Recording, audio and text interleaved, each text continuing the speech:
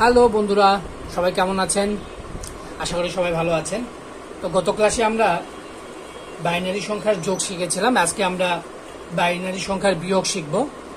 Binary সংখ্যার যোগের যেরকম আমাদের 4টি শর্ত ছিল, যে শর্তগুলো না জানলে আপনি যোগটা করতে পারবেন না, ঠিক বিয়োগের ক্ষেত্রেও কিছু নিয়ম আছে। যেমন আমরা একটু জেনে নেই বিয়োগের ক্ষেত্রে নিয়মগুলো। 0 এবং 0 বিয়োগ করলে কি হয়? 0 হয়। এক্ষেত্রে আমাদের কিছুই থাকবে না, হাতে শূন্যই থাকবে। আবার 1 মাইনাস 0, তাহলে আমাদের কত থাকবে?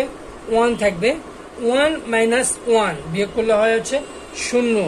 এক্ষেত্রেও আমাদের হাতে কিছু থাকবে না, পরবর্তীতে আর কিছু থাকবে না, সব ক্ষেত্রে 0 থাকবে। আর অবশিষ্ট কি থাকবে? 0 থাকবে। তবে 0 মাইনাস 1 অর্থাৎ উপরে 0, এগুলো কিন্তু সবগুলো উপরে, আর এগুলো সবগুলো নিচে। বাম পাশে যেগুলো সেগুলো সবসময় উপরে থাকবে এবং ডান পাশে গুলো সবসময় নিচে থাকবে। তাহলে 0 1, 0 মাইনাস 1 হইলে আমাদের কি থাকে? 1 হবে। এবং আমাদের হাতে কি থাকবে? একটি থাকবে 1 হাতে থাকবে কি? এক্ষেত্রে হাতে থাকবে একটি 1, হাতে থাকবে 1। ঠিক আছে, তো আমরা উদাহরণ যদি দেখি তাহলে আমরা সহজে বুঝতে পারবো। আমরা একটি সংখ্যা নিলাম বাইনারি, ওপর আরেকটি নিলাম। এটা এখন আমরা বাইনারি কি করব? বিয়োগ করব। দেখুন বাইনারি বিয়োগ কিভাবে করতে হয়। আমাদের দেখুন 1 এবং 1 মিলে গেলে কি হয়? দেখুন 1 এবং 1 বিয়োগ যদি আমরা করি সেক্ষেত্রে কি হয়? 0 হয়। এক্ষেত্রে হাতে কিছুই থাকে না, তিনটির ক্ষেত্রে হাতে আমাদের কিছুই থাকে না, 0 থাকে। তাহলে 1 আর 1 মিলে গেলে 0, আর আমাদের যেহেতু হাতে কিছু থাকে না। এবার দেখুন নিচে 0 এবং উপরে 1। নিচে 0 মানে হচ্ছে উপরে যেটা সেটা কিন্তু প্রথমে থাকবে। তাহলে 1 আছে, 1 এর থেকে 0 বাদ দিলে কি হয়? 1 হয়। 1 এর থেকে 0 বাদ দিলে কি হয়? 1 এর থেকে 0 বাদ দিলে 1ই হয়।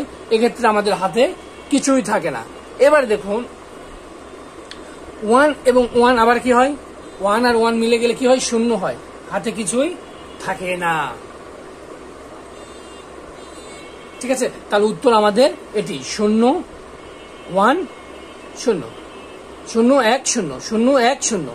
এটি হলো আমাদের উত্তর। এবার আরেকটি আমরা নেব।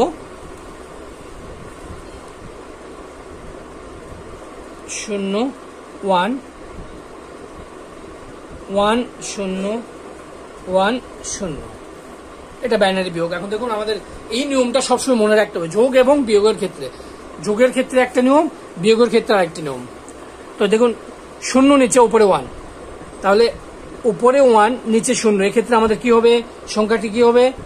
1 হবে। হাতে কিন্তু আমাদের কিছুই থাকবে না। তবে যখন 1 নিচে উপরে 0, এক্ষেত্রে কি হবে? আমাদের 1 হবে এবং হাতে কি থাকবে? একটি 1 থাকবে। এবার হাতে আমাদের 1 থাকবে। যখন নিচে 1 উপরে 0, তখন সেক্ষেত্রে আমাদের কি থাকবে? একটি 1 হবে এবং হাতে একটি অবশিষ্ট 1 থেকে যাবে। এবং এখন দেখুন এখানে তাহলে 0 আছে, তাহলে 1, এখানে যদি আমরা এই হাতে 1 বসায় দিই তাহলে 1 আর 1 কি হয়? 0 হয়। হাতে আর কিছুই থাকে না। আবারও দেখুন 1 আর 1 কি হয়? 0 হয়। হাতে আর অবশিষ্ট কিছুই থাকে না। তাহলে উত্তর কি দাঁড়ালো? 0 0 1 1। আশা করি বুঝতে পেরেছেন। চলুন আমরা আরেকটি দেখি, আরেকটি করার চেষ্টা করি বিয়োগ। 1 0 1 0 1 1 1 0 1। এটা আমরা বিয়োগ করি। দেখুন আমরা কি জানি? 1 আর 1 মিলে গেলে কি হয়? 0 হয়, আর কিছু থাকে না। 0 আর এবং 0 মিলে গেলে কি হয়? 0 হয়। 1 আর 1 মিলে গেলে কি হয়? 0 হয়। এবার দেখুন নিচে 1 উপরে 0, এক্ষেত্রে কি হবে? 1 হবে এবং হাতে কি থাকবে? একটি 1। নিচে 1 উপরে 0 হলে বিয়োগের ক্ষেত্রে কি হয়?